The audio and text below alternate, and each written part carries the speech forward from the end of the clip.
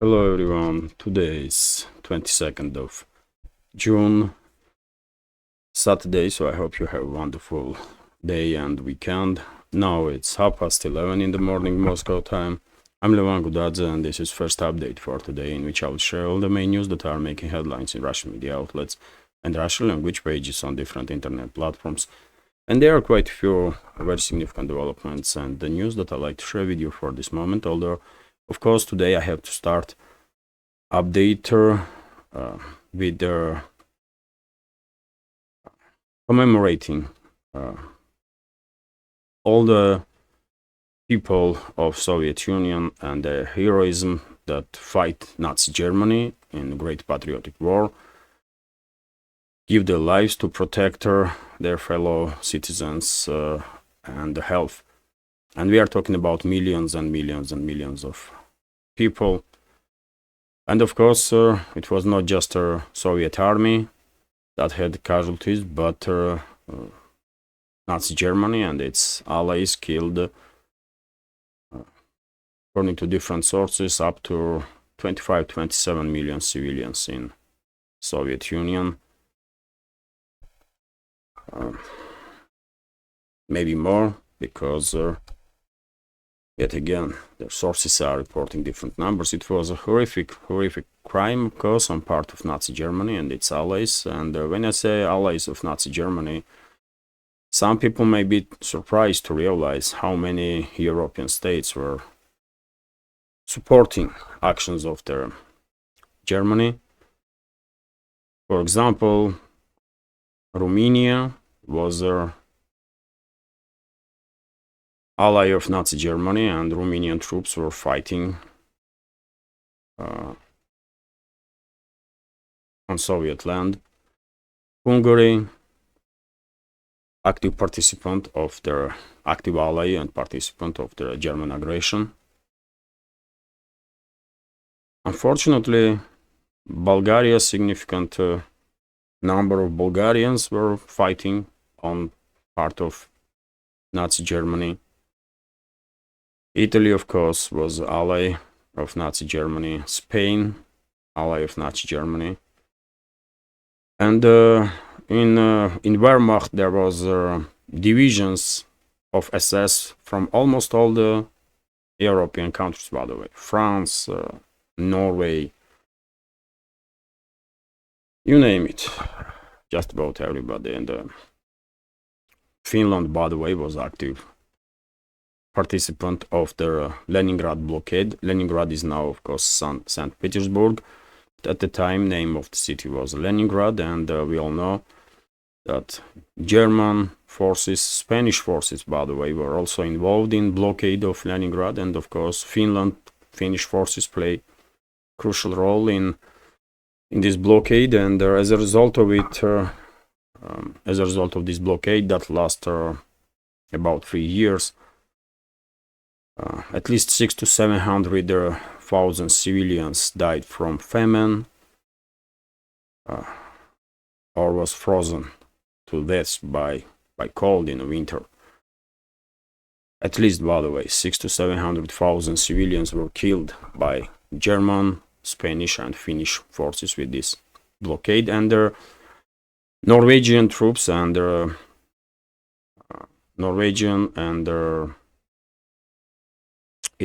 troops from Italy, I believe, were also participating in this blockade. Norwegian volunteers that were fighting on part of Nazi Germany, and some troops from Italy. Horrific crime that European states committed against Soviet people under leadership of Nazi Germany, of course. And we should always remember this and never forget. And we will never. You might find it really difficult to find a single family in the former Soviet republics, maybe with the exception of Ukraine and Baltic states, that did not send her to the front line at least one, but in many cases several of its members, to defend their country, to defend people. from invaders. My family is no exception. My grandfather was fighting war. He was in a military intelligence unit, so he was fighting right on the front line, behind the enemy lines. He was wounded several times, but he managed to survive. He managed to survive war, and he served in a Soviet army entire his life and retired from army. So, yes, today, on 22nd of June, Nazi Germany and its allies invaded Soviet Union, and the Great Patriotic War started.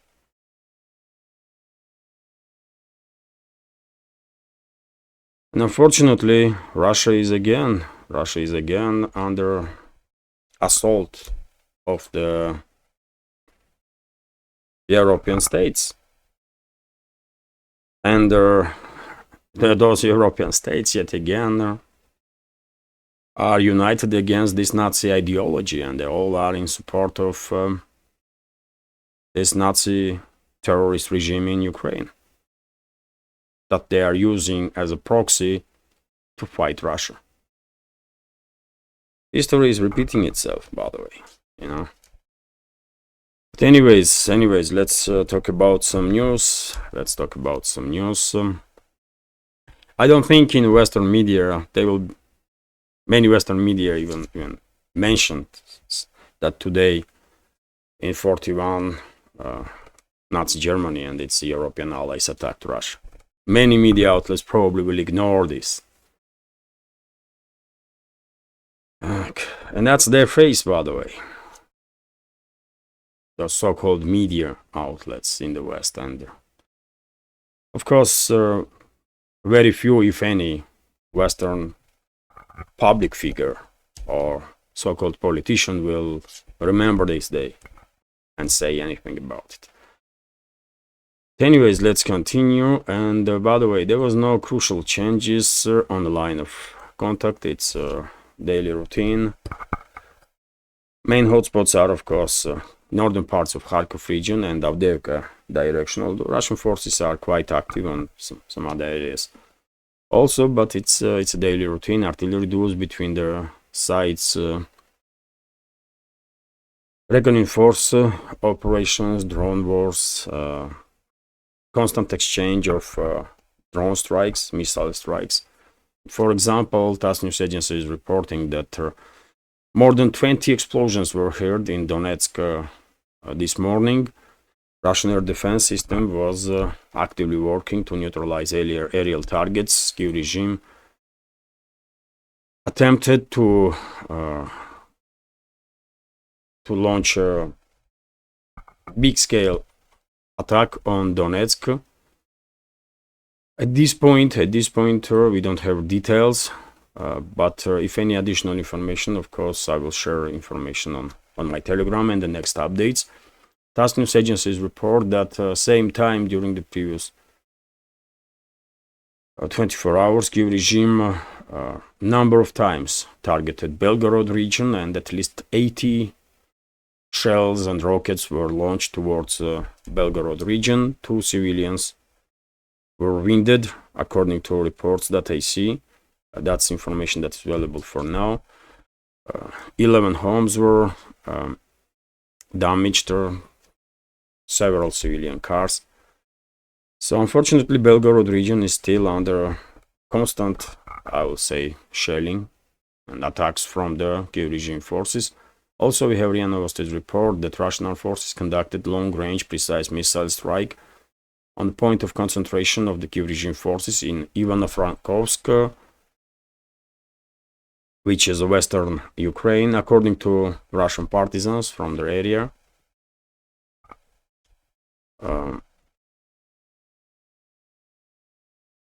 According to Russian partisans, coordinator of the Russian partisans, Sergei Lebedev, and he is coordinator of the Nikolaev underground, but probably they have some means to exchange information between each other, these underground groups. And well, this strike on Ivano-Frankovsk was precise and very effective, and their cities medical facilities are full of wounded Ukrainian military personnel or Kiev regime's military personnel.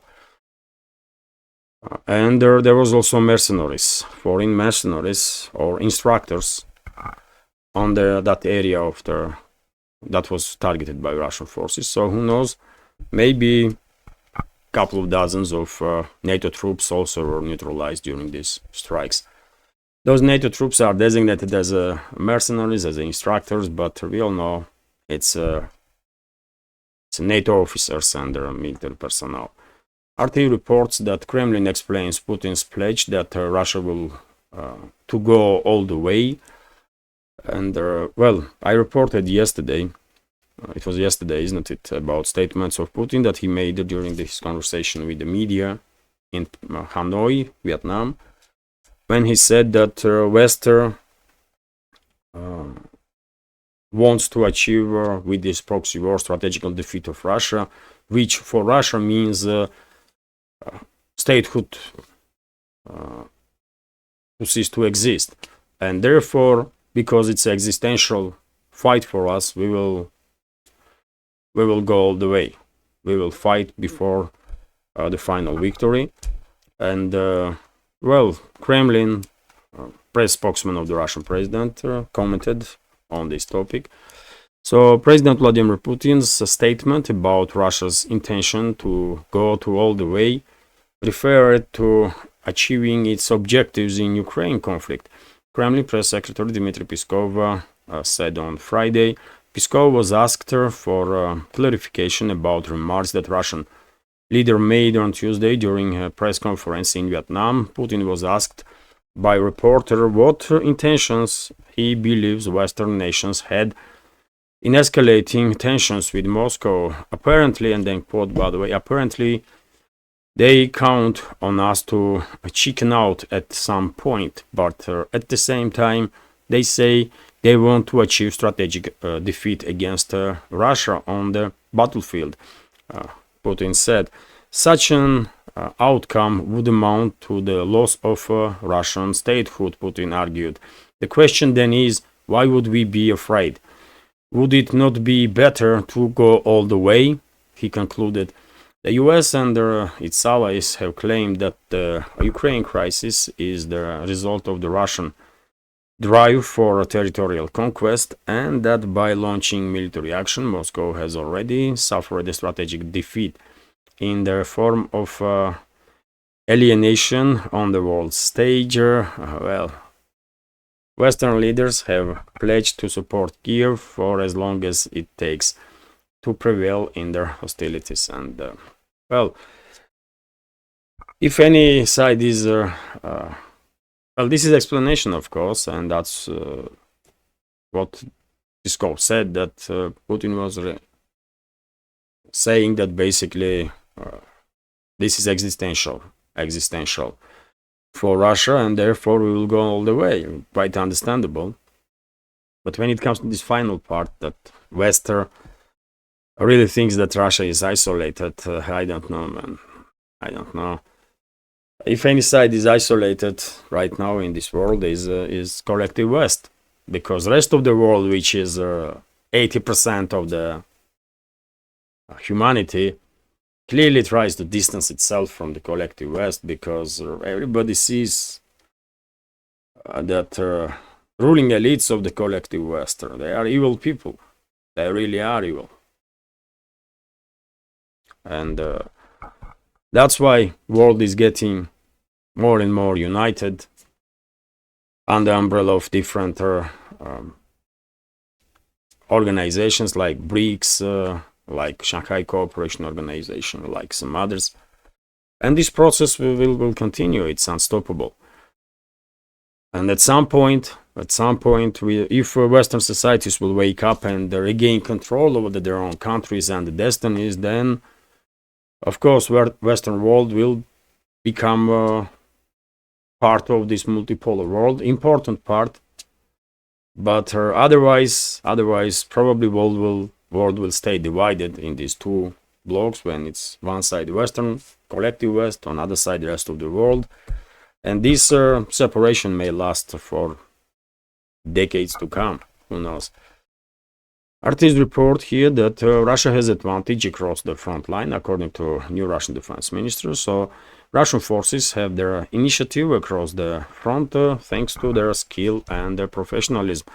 Defense Minister Andrei Belosov has stated. Belosov spoke on Friday at the Kremlin ceremony for the best-in-class graduates of the military and security academies. Russian President Vladimir Putin also addressed the event in trying times. Our army and Navy have repeatedly proven that they are capable of adequately responding to the most serious threats and the challenges, Belosov stated. Today, during the special military operation, Russian service members are honorably fulfilling their military duty, effectively defending national interests, and resolutely fighting the followers of the Nazi ideology. He said, thanks to their courage, dedication, and professional work, we have their initiative along their entire front line and are consistently degrading their enemies' combat potential, Belosov concluded, which is correct, by the way. I mean, it's hard to argue with anything that Belosov said. RT is reporting that Russia plans to upgrade its nuclear weapons. Russia will upgrade its nuclear arsenal as it is primarily guarantor of the national security, President Vladimir Putin revealed on Friday. The comment came amid growing tensions between Moscow and the West over the Ukraine conflict, as the US and its allies continue to arm Kyiv while claiming not to be party of the conflict. Putin has warned that Russia would use all means available to defend itself should the state's existence be at stake, citing the need to send the Western message. The Kremlin last month ordered the military to carry out drills in deploying non-strategic nuclear weapons. Well, by the way, on topic of nuclear weapons and possibility that Russia might deploy nukes, tactical nukes to the battlefield, I spoke many times before in previous updates, yesterday included. I have my strong opinion on the topic. I did not see any other independent channels to have a similar take, at least for now. Maybe other commentators share my take on the situation, at least partially, but because topic is toxic, maybe they want to avoid this, and that's why they are kind of taking pause to report about how dangerous situation really is. But I think it is necessary to talk about the topic. I believe at this point only miracle may only if miracle will happen, then probably it will be avoidable that Russia will not deploy tactical nukes. But otherwise, at this point, it seems to me inevitable that Russia will deploy its tactical nukes to the battlefield and will strike its enemies. Question is when exactly. I think it's gonna be this summer, but I cannot know future, isn't it? This is just my prediction. And by the way, yesterday I spoke about importance of the words here in Russia, and the Russian president, for a reason, mentioned that chose words when he said that this Western attempt of the collective West to deal strategic defeat to Russia means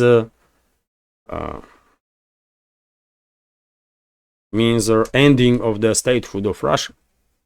So Russia cannot allow this to happen, and by the way, it's existential threat. Putin highlighted that this is existential threat, and this word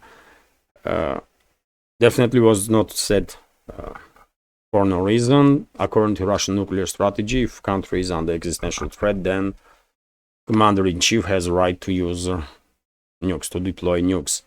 And also Putin highlighted that there is no need for preventive nuclear strike yet.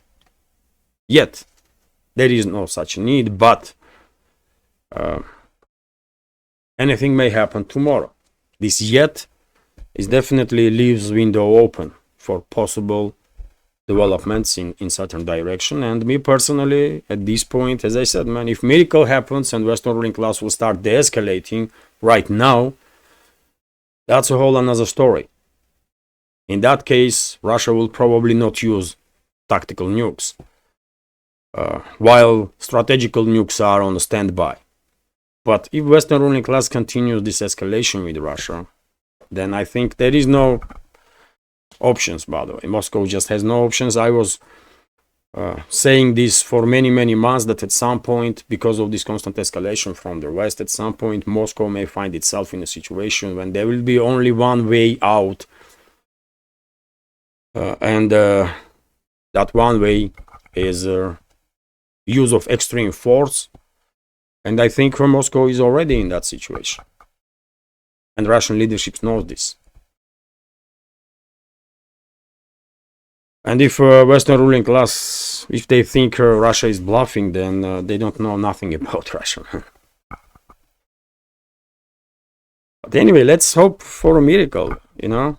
Maybe something will happen and Western ruling class will have a awakening, and they will realize that they went too far and they will start de-escalating. I don't know. I mean, theoretically anything is possible, but if they don't de-escalate right now, today, tomorrow, next couple of days or weeks, then I guess we all know what is going to happen. RT is reporting that Trump points out case of Ukraine's conflict. Russia's intervention into Ukraine was triggered by the irresponsible and provocative rhetoric of the US President Joe Biden and his administration about Kiev joining NATO. Donald Trump has stated. Trump, who seeking a rematch with Biden for the presidency in November, made the comments during their conversation with the Foreign Policy with All In podcast co-host David Sachs on Thursday. For 20 years, I heard that if Ukraine goes into NATO, it is a real problem for Russia. I've heard that for a long time, and I think that's the really why this war started, Trump said. The Republican presidential candidate pointed out that there had been no talks about armed conflict between Russia and Ukraine when he was in the White House, but as soon as Biden replaced him, things began to deteriorate. And then, quote, NATO expansion caused the war in Ukraine.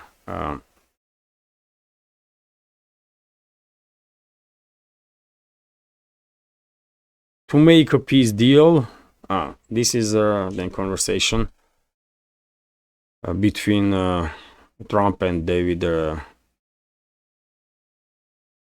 Sachs. Okay, it's not, I mean, I will leave that out.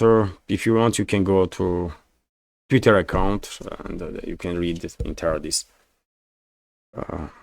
topic there. But Trump is correct, partially. It's of course not just Biden's administration's fault. He was a president and he did not really did much to improve relationships between Russia and the US, even though both countries are nuclear superpowers. But well, Biden's administration definitely did its best to finally destroy relationships between the two countries. But topic of NATO is of course important topic. Hard to argue with Trump, because Russia was warning not just 20 years, but basically since the unification of Germany, since the 90s, by the way, that NATO should not come closer to Russian borders and should not bring its military infrastructure. on the Russian doorsteps, but Russia was ignored. Russia was ignored for 3 decades, and eventually Russia had to act, and that's what happened. But it's not just a NATO, by the way.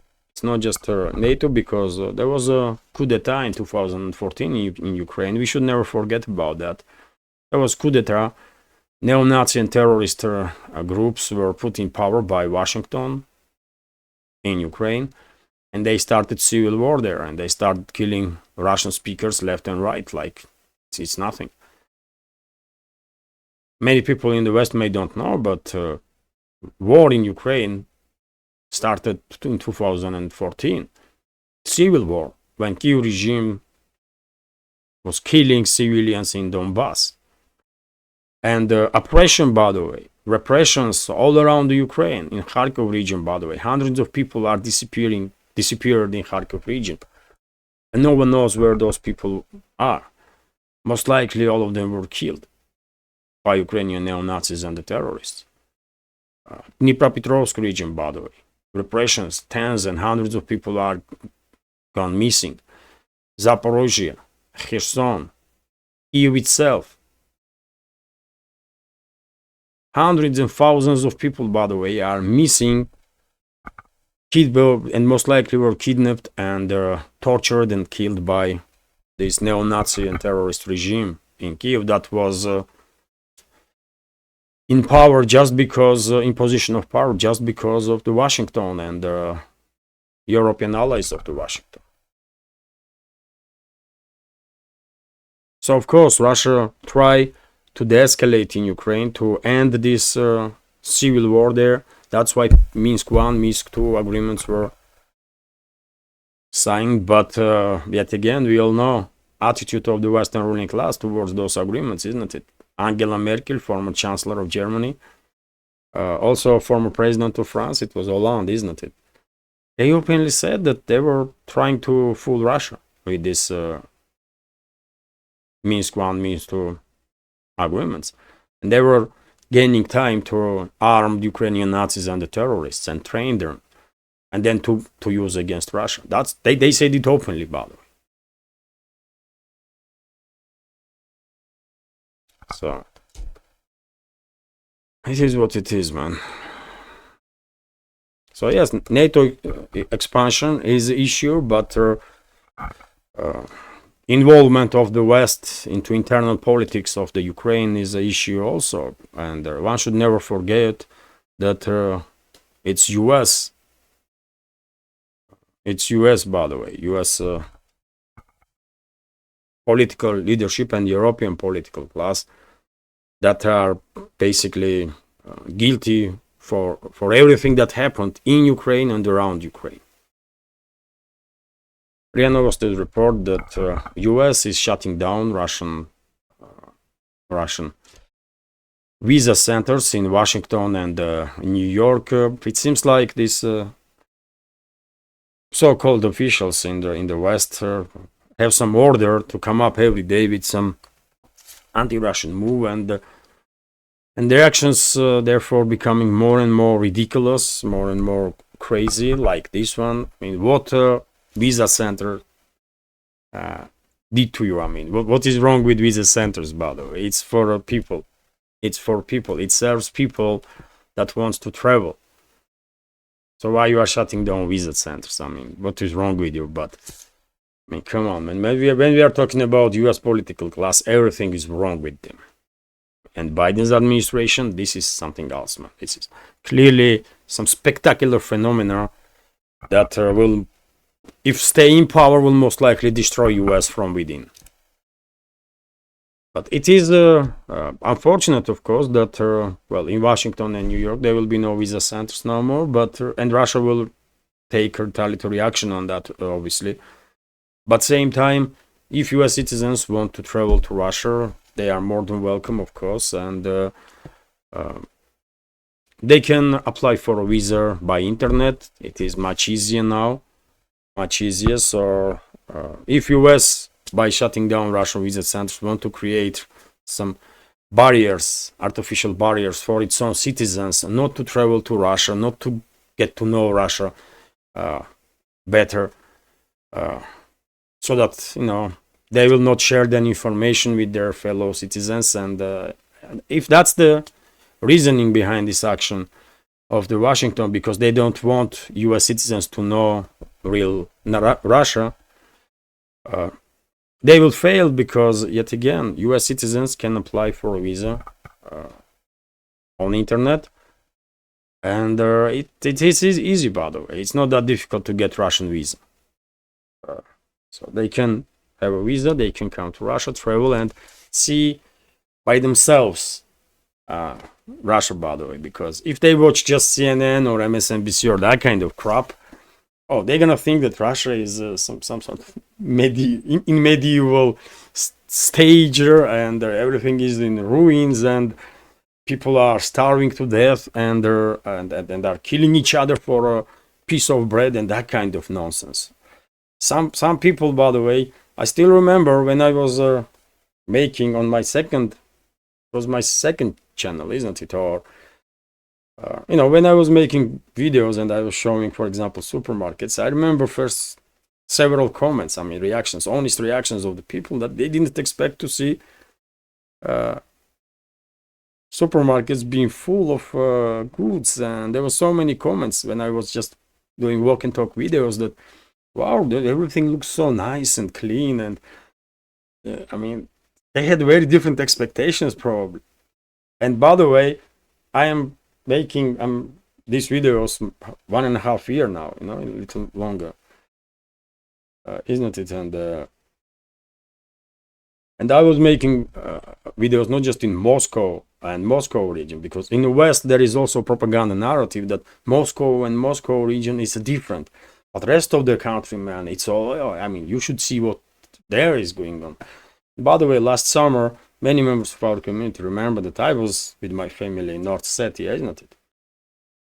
Almost for entire summer, and I made quite a number of videos on the streets, in the supermarkets, just about everywhere.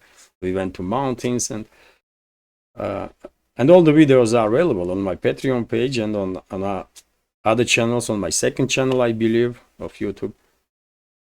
And that's 3,000 kilometers, by the way, from Moscow. Vladikavkaz is about, I don't know, 3,000 kilometers. It's long, man. Let me show you on the map. It's quite long, by the way. So this is Moscow here, and you have to go all the way south, all the way to the Caucasus region, and that's where Vladikavkaz is, by the way, capital of North Ossetia, Alania, this republic here. So it's far enough, isn't it? It's not Moscow region for sure. And if you have not seen that videos, you can check now. So yes, what I want to say by this is that yes, man, it is necessary people to maintain connection with each other, and people should never ever see each other as enemies, by the way, because US administration is US administration. I know perfectly well they don't represent US citizens. They never ask, in reality, US citizens anything about any topic. They do whatever they want. They are just quite good in manipulating with their people. But I always make this I always distinguish from each other. There is people and there is governments that are anti-Russian. People has nothing to do with this nonsense, and that's why it is necessary to travel. It is necessary to have exchange of opinions, to have a talk, just a little talk. This is all good because then we can share our impressions with our friends and say, you know what, CNN may telling you that Russians are dreaming about destroying everybody in this world, but in reality they are just like us, man. All they want is to live in peace, man. They don't care about destroying anything. They're just like us. That's how it is, by the way. We all are people, and all we want is to live in peace, and be happy, and be sure that our kids have a good future. They are safe and they have a good future. That's all. we don't really need that much for happiness, isn't it? Just little, that's just basics, you know. So, as I said, man, citizens from US, from any country in the world are welcome in Russia, and the Russian government does quite tries for sure to make travel easier, and that's why it is possible now to apply for a visa by internet. So yes, you're welcome. And by the way, if you're, for example, if you are planning to visit Russia, then this information may be helpful in the planning, because according to Kommersant newspaper, B&B prices, by the way, of course, you might stay in a hotel, that's a whole different story, but many tourists nowadays are prefer to rent flats for a couple of days, you know, while they are visiting this country or that country or this city or that. And the prices for a B&B have increased from 10 to 30% this year. And this is due to increase prices on hotels. So yes, one should keep in mind this topic also, that well, prices are rising, of course. But still, by the way, I think to travel to Russia, I mean, if you are, for example, traveling from let's say Canada or US or Australia for that matter, I mean, quite a distant countries from Russia. Of course, if you are not living in Alaska, by the way, because Alaska is right next to Russia. But if you are traveling from east coast of US, let's say, to Russia, unfortunately there is no direct flight, so you have to fly to Armenia or Georgia or some third country and then to Russia. That's gonna be quite costly endeavor, unfortunately. But when it comes to living in Russia for let's say 2 weeks, I think you will need, for 2 weeks maximum, you will need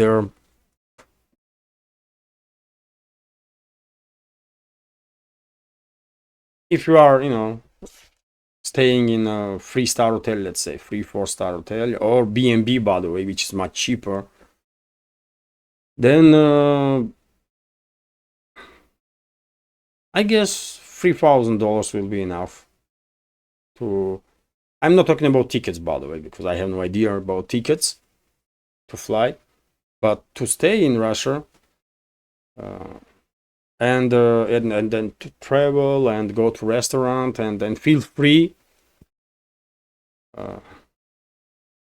Guess $2,000-$3,000 will be enough. And I guess that's the budget for that's the usual budget to travel anywhere for US tourists or Australian tourists, I guess. But yet again, if you're really planning to travel to Russia, of course, it's better to check out some touristic companies. They can provide, of course, much better information, much more information, and they're more precise. Anyways, let's continue. RT is reporting here that a new war is coming, according to UN. The world is on the brink of catastrophe, UN Secretary General Antonio Guterres said on Friday, pointing the risk of potential devastating conflict between Israel and Hezbollah. And unfortunately, it is correct. The situation is escalating between Israel and Hezbollah. And unfortunately, it is quite possible that Netanyahu's government will launch an offensive on Lebanon. I guess if that will happen, I guess this is due to some guarantees that Netanyahu's government has from US and other NATO member states that they will support Israel. Otherwise, I don't think IDF, Israel Defense Forces, are in a position to defeat Hezbollah. Man, no way. Only if Israel starts uses its nuclear weapons, if they have one. But with the conventional weapons, I don't think Israeli army is capable of defeating Hezbollah. The situation is tense for sure. Interfax is reporting that US aircraft carrier Theodore Roosevelt entered the Busan port in South Korea to demonstrate, I don't know what, force? What force? These aircraft carriers are sitting ducks, by the way, for modern hypersonic anti-ship missiles. So I don't know what US wanted to achieve by demonstrating its aircraft carrier in South Korea, but I don't think it will scare anybody, really. Definitely not North Korea, definitely not Russia and China. And I mean, if they want to scare South Korea itself, well, that's whole another story. But these aircraft carriers are obsolete, by the way, and every single day of operations, it costs at least $1 million. Every single day of just to be operational costs US taxpayers $1 million, and US has some 11 aircraft carriers, isn't it? Usually 4 or 5 are operational, another 4 or 5 are undergoing some works in the docks, but it is quite costly stuff, really. Also interesting news that US stopped military assistance to Georgia, according to Georgian opposition. And they are arguing that in US Act of Defense of 2025, Georgia is not mentioned. Okay, I mean, who cares, man? Who cares? I don't think Georgian government really cares that much about US military assistance. They know perfectly well that if Georgia is under threat of any country right now, it's US. It's US administration that tried several times to conduct regime change already, to destabilize country, conduct regime change and then sacrifice it and its people by using it against Russia. And Georgia's prime minister Irakli Garibashvili was quite open and direct about it. He openly said that US at least twice financed destabilization in Georgia. So therefore, I think Georgian government and Georgia itself will be okay without US assistance in anything, by the way. Georgia don't really need US. Never needed US. And if Georgian previous governments were clever enough, they will maintain good working relationships, friendly relationships with Russia, and no, Georgia will be in 10 times better position now. But okay, history is history. What happened, happened. It's good that at least current government of Georgia is not acting as extreme Russophobes like previous governments did, and not escalating with Russia. And that definitely opens the window for Georgia and also for Russia to rebuild relationships as much as possible. And by the way, for its security and for its prosperity, economical, social, and so on, good relationships with Russia are 100% enough, by the way. Georgian businesses to have access to Russian market, man, that's huge. That's huge, man. And Russian businesses in Georgia will create additional thousands of jobs, and also Russian tourists visiting Georgia and bringing billions and billions of dollars year-on-year terms. I mean, Georgia will be okay with Russia, but without Russia, they tried and it didn't work for Georgia, isn't it? Shevardnadze, Saakashvili, those assets of the CIA destroy relationships with Russia and what they achieve by doing so under orders of Washington. They just create more and more problems for their own people and the country. Anyways, let's continue. RT is reporting that China sanctions US defense giant over Taiwan supplies. Beijing has introduced sanctions on subsidiaries and senior executives of the US arms manufacturer Lockheed Martin over the sales of arms to Taiwan, which it says violates their One China principle. The measure will freeze movable and immovable properties and their assets in China belonging to corporation and its top executives, as well as banning them from entering the country, according to a statement released by the Chinese Foreign Ministry on Friday. Okay, I don't know what property Lockheed Martin or its CEOs, its top management has in China, but if we take in account China is the biggest market in the world, and Lockheed Martin and biggest manufacturer in this world of just about everything, and if we take in account that Lockheed Martin is basically assembling some weapon systems, but not necessarily producing every single detail, probably a significant part of details and stuff comes from China to this company.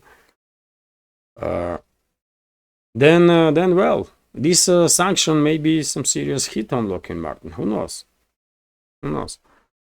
But this is clearly a warning, that's for sure. That's for sure. And that is report, and I will end this update on this news, that Beijing warns European Union of possible trade war. So European Union could trigger trade war if it continues to escalate tensions. China's Commerce Minister has warned, accusing the bloc of unfair practices during its 8-month anti-subsidiary probe into Chinese electric vehicles. Well,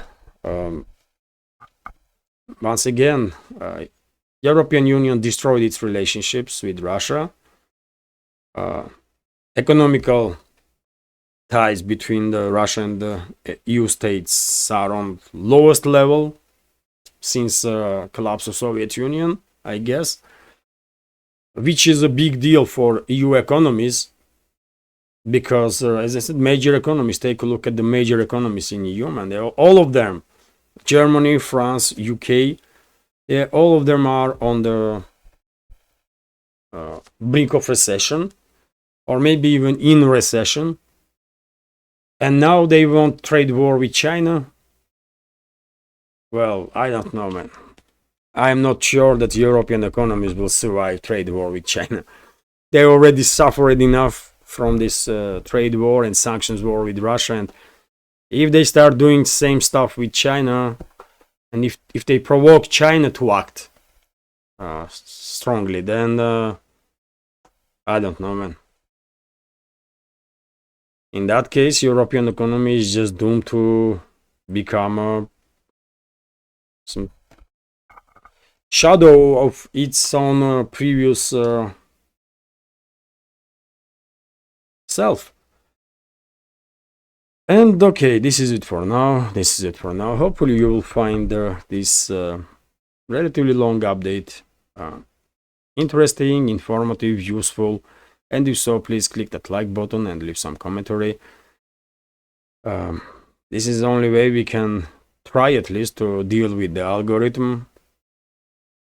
And for very same reason, if you can, please share information about my channel with your friends in real life or on other platforms. That will definitely help to reach wider audience. And finally, if you like this channel, if you like my work and want to support, you can do it with small donations through PayPal, Boosty, or by subscribing to my Patreon page, where, by the way, I have some extra content on a regular basis. And well, today I will upload yet another episode of Streets of Moscow, for example.